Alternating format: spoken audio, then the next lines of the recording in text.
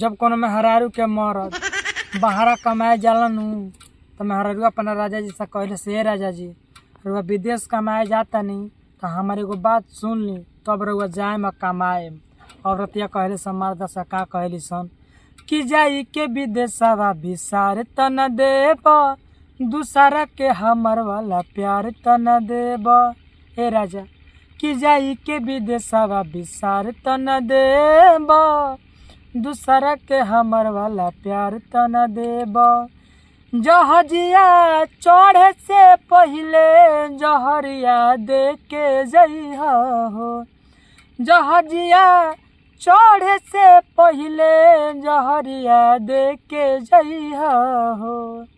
उहे औरत फैन से कहली सॉरी कहली सन कि नगवा के बिना जैसे तड़पे नगिनिया ओ सही बिरह में तोहरा है जरी बिरहिनिया।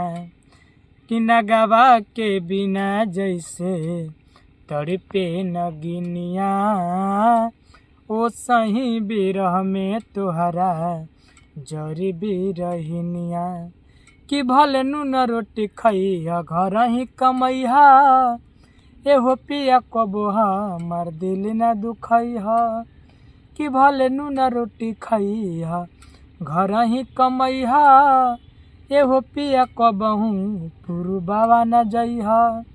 जहजिया चढ़े से पहले जहरिया दे के जइहा हो।